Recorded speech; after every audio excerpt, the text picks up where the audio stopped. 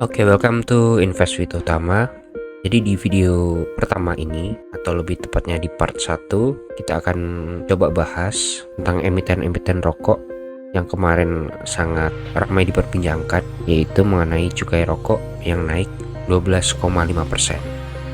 Nah, teman-teman mungkin banyak sekali yang punya saham HMSP, GGRM, ataupun WIM ya, Bismillah, yang memang sekitar 5-10 tahun terakhir, bahkan 15 tahun terakhir ini memang jadi primadona. Nah, cuman beberapa tahun ini, utamanya tahun 2018, 19, dan 20 kayak stagnan gitu ya, dengan kenaikan cukai rokok sampai 12,5% di tahun 2021 nanti. Banyak dari teman-teman yang was-was ya dengan portofolio sahamnya, utamanya untuk di sektor consumer. Makanya kita mau coba ulas gimana sih prospek kedepannya untuk emiten atau saham-saham emiten rokok ini. Nah, kita lihat di media massa seperti di bisnis.com, kompas.com, dan cnbc.com, banyak sekali artikel-artikel yang bisa kita temukan tentang kenaikan cukai rokok ya.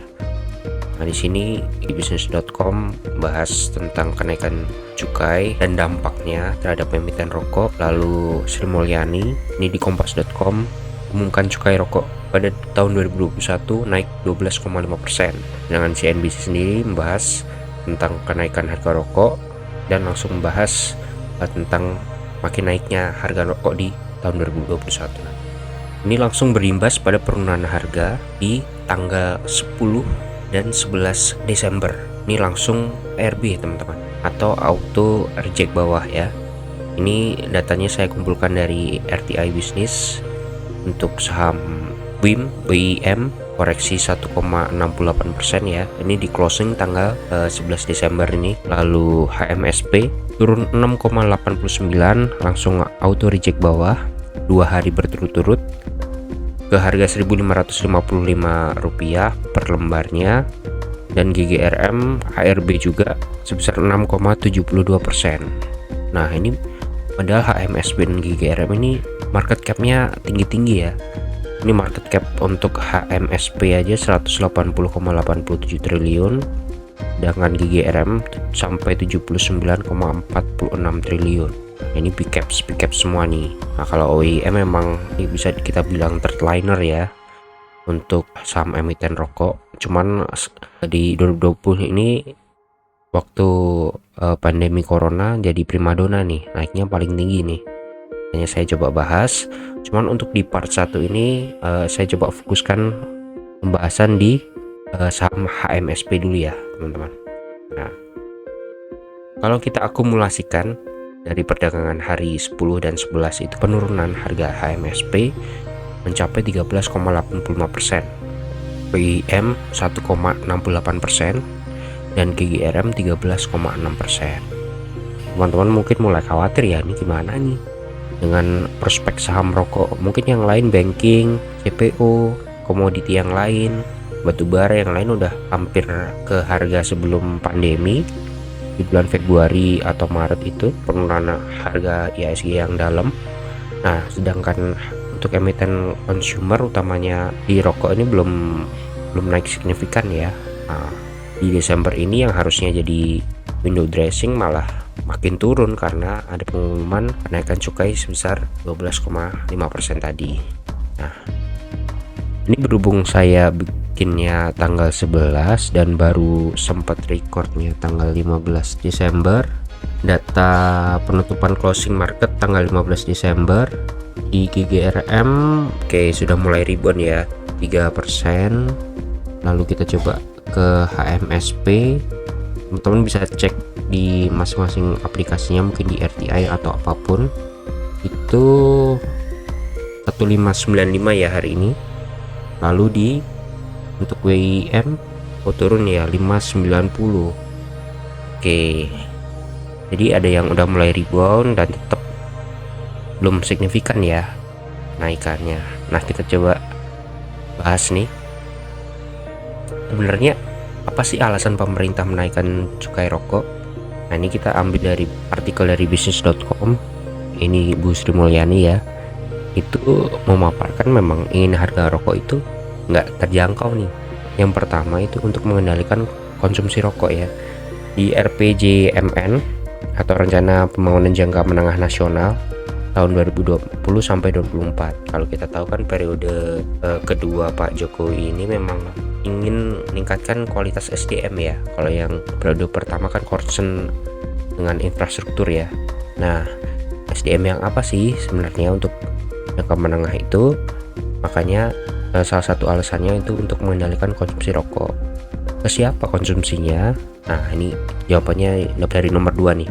Itu untuk mengendalikan prevalensi rokok pada anak-anak dan perempuan. Nah, cuman di poin yang ketiga nih saya sampaikan kalau pemerintah itu tetap menargetkan penerimaan cukai sebesar 173 triliun.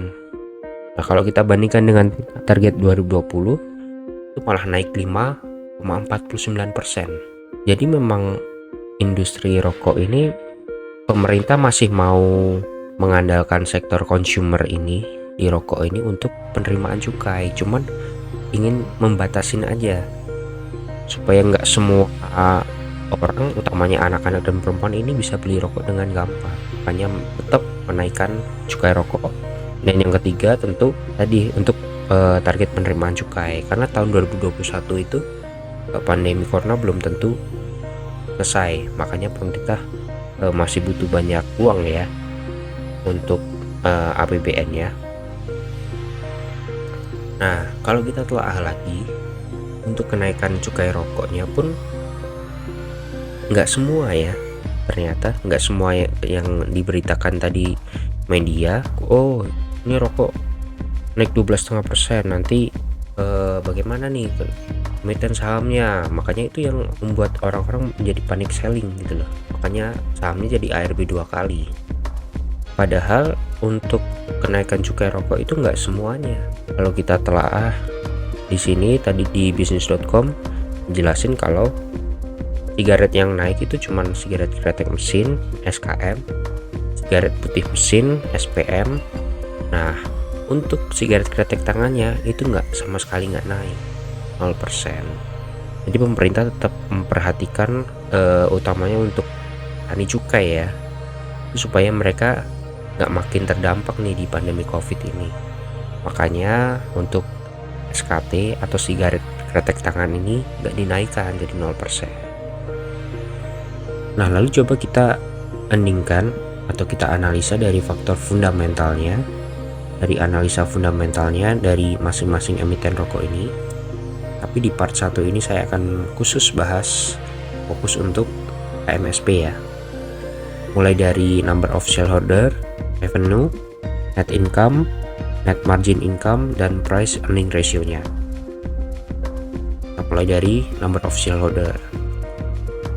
Kalau kita lihat dari number of shareholder atau jumlah kepemilikan sahamnya, kita lihat Morsi Indonesia ini yang paling besar ya, sebesar 92,5%, sedangkan masyarakat cuman punya 7,5%. Nih, shareholder efektif 30 November ya. Nah, gimana secara fundamental dengan porsi saham yang seperti ini?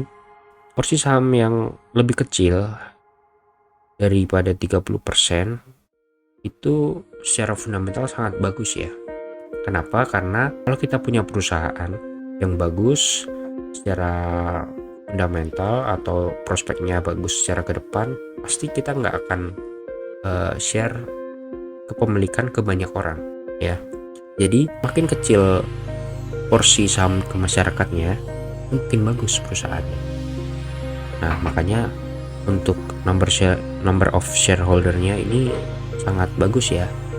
Jadi masyarakat cuman punya 7,5% sahamnya saja. Dari total 116 miliar saham, masyarakat cuman punya 8,7 juta lembar saham. Nah, ini jumlah pemegang sahamnya pun juga naik nih sebesar 10.038 orang ke totalnya 75.910. Jadi secara number of shareholder ini sangat bagus ya di HMSP ini. Lalu kita lihat di revenue. Nah, kita bandingkan secara year on year revenue atau pendapatan AM Sampurna ini, penjualan bersihnya ya, dari tahun 2010, 11, 12, 13 sampai ke 2019 naik ya, kecenderungannya naik. Cuman memang di tahun ini yang merah ini 2018 ke 2019 ini mengalami penurunan sebesar 0,64%. Kalau kita lihat sampai 10 tahun ke belakang itu kenaikannya sangat signifikan ya, atau kita boleh bilang stabil lah ya. Kalau di total dari tahun 2010 sampai 2019 itu rata-rata naik besar 10,72%. Ini revenue year on year-nya ya, dari tahun 2010 sampai 2019. Ini artinya sangat bagus sekali ya, aspeknya sangat bagus kalau kita lihat dari tahun 2010 ke 2019. Kita coba lihat revenue-nya dari quarter on quarter di 2019 dan di 2020. Saya coba bandingkan di sini. Dari quarter 1 2019 pendapatnya sebesar 23 triliun, sedangkan 2020 ini 23,688 triliun ya. Jadi turun tipis 0,49%. Di quarter 2 pun juga turun lumayan signifikan 13%, bahkan quarter 3 pun lebih besar lagi penurunannya 14,35% ya. Kalau kita rata-rata penurunannya di ketiga quarter ini sampai quarter 3 itu bisa 9,41%. Nah, kalau kita telah lebih lanjut lagi, kenapa waduh kok bisa sampai turun segini sih? Ya memang karena kondisi pandemi ya, pandemi yang mungkin orang-orang mulai berpikir waduh kalau saya ngerokok bakal gampang kena COVID nih ya. Jadi mungkin orang akan membatasi orang-orang untuk mengkonsumsi rokok. Jadi karena pandemi ini mungkin secara pendapatan Sampurna sangat terdampak ya dengan pandemi COVID ini. Nah, kita lanjut ke net profit ya. Kita bandingkan dari year on year, dari tahun 2010 ke 2019. Ini datanya saya dapat dari IDX ya, di laporan tahunannya. Saya coba rangkum sendiri. Nah, ini variasi sih. Jadi kenaikan paling tinggi terjadi di tahun 2011 ke 2012. 2011. Dari tahun 2010 itu 26% net profitnya ya, dari 6 triliun ke 8 triliun. Sampai tahun 2019 net profitnya 13,7 triliun. Nah, ini kalau kita rata-rata masih positif sebenarnya untuk net income, walaupun di tahun 2014 sempat turun dan di 2017 sempat turun tipis 1%, tapi secara year on year 2010 sampai 2019 kita dapat net income untuk MSP ini sebesar 9,36%. Jadi masih sangat oke ya secara net profitnya. Nah, gimana net profit untuk quarter on quarter di 2019 sampai 2020? Nah, ini kalau kita lihat di quarter 1 jadi naik ya, dari 2019 ke 2020 net profit income-nya naik 1,08% sebenarnya ini. Yang tadi revenue-nya kalau kita boleh flashback lagi, nah di sini ya, ini revenue-nya turun 0,49%, tapi net income-nya naik 1,08%. Nah, ini menarik ini sebenarnya ya. Nah, masuk ke bulan April, Mei, Juni di kuartal kedua ini langsung terdampak turun ya, karena pandemi COVID langsung turun net profitnya 38,55%. Sedangkan di kuartal 3 makin turun lagi di 47,60. Ya, ini perusahaan HMSP memang sangat terdampak pandemi COVID nih. Nah, secara rata-ratanya turun 28,35%. Ya. Kalau saya lihat di sini, kalau kita boleh berandai-andai nggak ada pandemi, saya yakin di kuartal 2 dan kuartal 3 ini makin gede nih hijaunya, nggak cuma 1, mungkin 3-5% naiknya. Kan karena adanya pandemi itu jadi turun ini perusahaan HM Sampurna ya. Itu net profitnya. Lalu kita analisa lagi net profit marginnya. Net profit margin saya kumpulkan datanya dari tahun 2010 sampai 2019. Nah, untuk net profit margin ini konsisten di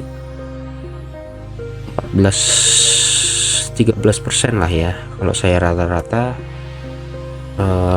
13,54% untuk net profit marginnya. Jadi net profit margin itu revenue atau pendapatan perusahaan dibandingkan dengan net income-nya. Jadi kalau pendapatannya 10 triliun, net income-nya 1T, berarti net profit marginnya 10%. Makin besar makin bagus. Nah, untuk net profit margin HMSP sendiri itu sampai 13,54%. Jadi ya kalau kita dapat duit 1 juta, berarti kita dapat untungnya itu 130.000 gitu ya. Nah, tapi nggak bisa konsisten nih. Cara year on year-nya masih sangat banyak merahnya ya di sini. Hijaunya cuma 2 di tahun 2011, dari 10 ke 11, lalu 15 ke 16 ini naik 15%, cuman sisanya merah semua, sehingga secara rata-ratanya turun ini net profit marginnya 1,22%. Nah, kalau kita cek atau analisa fundamental secara quarter on quarter di 2019 sampai 2020, kita lihat nih datanya di quarter 1 sempat naik ya. Net profit marginnya bagus, naik 1,57%, langsung dihantam di quarter 2 dan 3 itu turun 22, quarter 3 nya turun 29%. Kenapa pandemi corona, sehingga rata-ratanya dapat 16,57% untuk net profit margin sampai quarter 3 2020 sampai bulan September kemarin ya. Oke, setelah membahas revenue dan net profit margin, kita bahas price earning ratio dari HMSP sampai 2019. Kita lihat di tahun 2010 kita dapat price earning ratio-nya sebesar 20,27 kali, meningkat ke tahun 2011 22,37, lanjut sampai ke tahun 2019 18,05, dan yang paling tertinggi price earning ratio-nya di 2017 sebesar 43,39 kali. Nah, kalau kita rata-rata kita dapat price earning ratio-nya sebesar 29,80 kali. Nah, yang menarik di emiten HMSP ini, di tahun 2016 sempat stock split ya sebesar 1,25 kali, sehingga share dari pemilikan sahamnya yang semula 4,6 miliar meningkat menjadi 116 miliar lembar saham.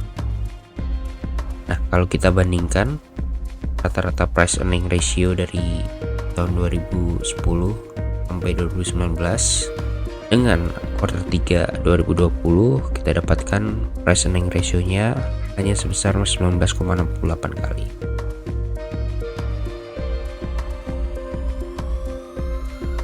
Nah, ini kita temukan harga wajar untuk HMSP adalah sebesar 2.355 ya.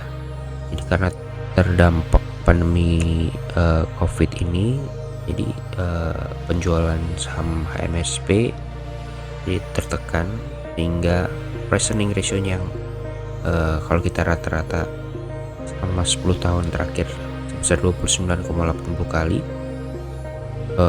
di tahun 2020 PER atau price earning ratio-nya hanya sebesar 19,68. Makanya kita dapatkan diskon di harga saham sekarang 1555 ya, di closing harga 11 Desember, atau kalau di hari ini di 15 Desember 1595. Kurang lebih kita mendapatkan margin of safety-nya kalau kita mulai cicil atau masuk di emiten saham ini sebesar 51,45% dari harga wajar yang kita dapatkan dari perhitungan PER. Nah, jadi gimana kesimpulannya? Yang pertama, kalau kita analisa dari year on year, HMSP ini naik selama 8 tahun dan turun di 2 tahun. Tapi untuk quarter on quarternya masih turun ya karena pandemi. Jadi saya sarankan untuk revenue berikan checklist oke. Untuk quarter on quarternya not oke. Lalu dari net income year on year naik, dari 10 tahun naik 7 kali, lalu 3 tahunnya turun sehingga masih checklist oke. Untuk quarter on quarternya turun, dimasuk not oke. Untuk net profit margin year on year-nya oke ya, rata-rata 13%. Tapi untuk quarter on quarternya not oke karena sangat turun sekali. Dan yang terakhir, untuk price earning ratio atau PER-nya masih sangat under value, hingga margin offset-nya masih sekitar 50%, jadi masih sangat oke HMSP ini. Jadi dapat kita simpulkan untuk saham HMSP walaupun terdampak atau tahun depan akan naik ya cukainya sebesar 12,5%, short investnya masih oke. Short invest 1,1 sampai 2 tahun masih sangat oke. Lalu untuk mid invest 3 sampai 5 tahun juga masih oke. Tapi untuk long invest atau lebih dari 5 tahun kita masih harus wait and see. Artinya kita harus melihat regulasi kebijakan pemerintah seperti apa. Karena walaupun perusahaan dari HMSP ini sangat baik secara fundamental, namun banyak terbentur dengan regulasi pemerintah, hingga kalau mereka tidak berinovasi, pendapatannya tidak akan bisa meningkat secara signifikan, ya stagnannya. Oke, jadi itu aja untuk part satunya. Untuk part 2 nanti kita akan kembali bahas saham BIM atau Wismilak dan GGRM di part 3 atau gudang garam.